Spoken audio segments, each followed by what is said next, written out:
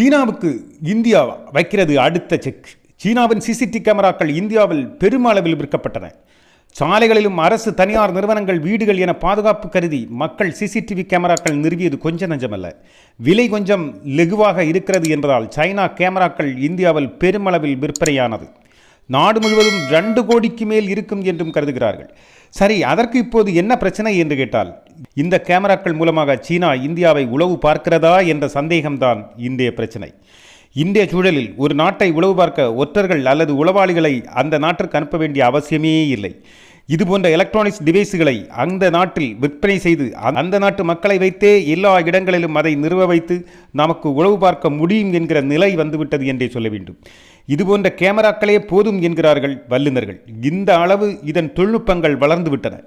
ஆகையால் யோசிக்க துவங்கிய நம்முடைய இந்திய அரசு தற்போது புதிய சட்டம் அல்லது ஒரு கொள்கையை அமலுக்கு கொண்டு வந்திருக்கிறது. அதானது இந்தியாவில் விற்கப்படும் கேமராக்களில் சிசிடிவி கேமராக்களில் தேவையான பாதுகாப்பு அம்சங்கள் உறுதி செய்ய வேண்டும் என்றால் விற்கப்படும் நிறுவனங்களும் கேமராக்களும் ரெஜிஸ்டர் செய்யப்பட வேண்டும் என்று புது முறையை கொண்டு வந்திருக்கிறது.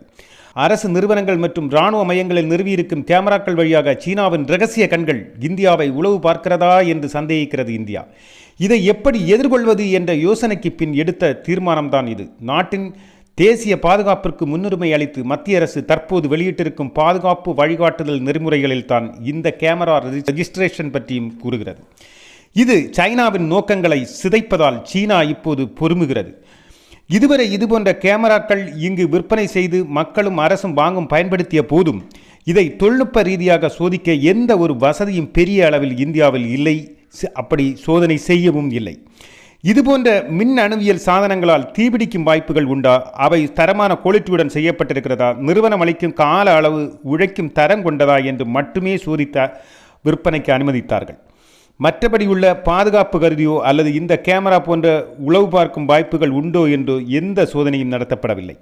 ஆனால் இப்போது இந்தியா மிக முக்கியமான தீர்மானத்துடன் களமிறங்கியிருக்கிறது. Central electronics and information technology அமைச்சகம் இந்தியாவில் விற்கப்படும் எலக்ட்ரானிக் சிசிடிவி கேமராக்கள் கட்டாய ரெஜிஸ்ட்ரேஷன் ஆர்டரில் திருத்தம் செய்திருக்கிறது. இதோடு சீனாவின் உளவு கண்களுக்கு மண் விழுந்தது என்று வேண்டும் சொல்லலாம். இந்த திருத்தம் எல்லா சிசிடிவி கேமராக்களும் அடிப்படை பாதுகாப்பு தேவைகளுடன் தான் நாட்டுக்கு பாதுகாப்பு அம்சங்களுடன் தான் செயல்படுகின்றனவா என்பதை உறுதி செய்யும் என்று கூறப்படுகிறது.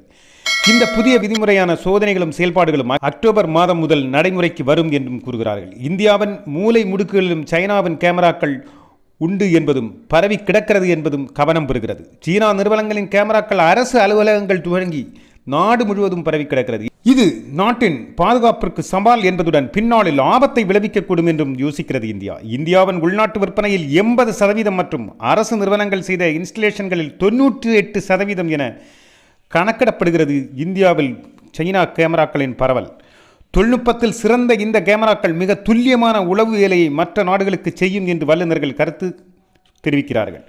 கட்டுப்பாடற்ற சீனா கேமராக்கள் நாடு முழுவதும் பரவுவதும் நாட்டின் பாதுகாப்பிற்கு ஆபத்து என்று கருதும் நமது மத்திய அரசு இதுபோன்ற கேமரா மூலம் இந்தியாவை கண்காணித்து பல திட்டங்கள் சீனா தீட்டுகிறதோ என்ற சந்தேகத்தையும் முன்வைக்கிறது.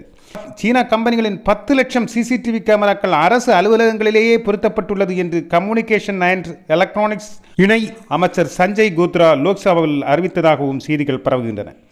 இது தவிர சாலை சந்திப்புகள், மெட்ரோ ரயில்வே ஸ்டேஷன்கள், பேருந்து நிலையங்கள், விமான நிலையங்கள், விளையாட்டு மைதானங்கள் என எங்கும் விரவி கிடக்கிறது இன்ஸ்டலேஷன் செய்யப்பட்டிருக்கிறது சீனா கேமராக்கள் என்பதும் குறிப்பிடத்தக்கது. இது மிகப்பெரிய ஆபத்தை பின்னாட்களில் உருவாக்கும் என்றும் சீனாவிற்கு உளவு பார்ப்பதற்கு பெரும் வாய்ப்பாக போய்விட்டது என்றும் இந்தியா சந்தேகிக்கிறது. சீனாவின் கேமரா உற்பத்தி நிறுவனங்களின் இந்திய வியாபார பங்காளிகள் அல்லது பிசினஸ் பார்ட்னர்ஸ்கள் இந்தியாவில் இந்த கேமராக்களை நிறுவி டேட்டாக்களை கலெக்ட் செய்து சீனாவிற்கு அனுப்புகிறதோ என்ற சந்தேகமும் வலுக்கிறது. ஆக மத்திய அரசு எதற்கும் துணிந்து நாட்டின் பாதுகாப்பிற்கு முன்னுரிமை அளித்து களம் இறங்கியிருக்கிறது. எனவே இனி சீனாவுக்கு துணை போகும் இந்திய வியாபார பங்காளிகளும் பிரச்சனைக்குள்ளாவார்கள். இவர்களின் நோக்கங்கள் நிறைவேறாது என்பது உறுதி.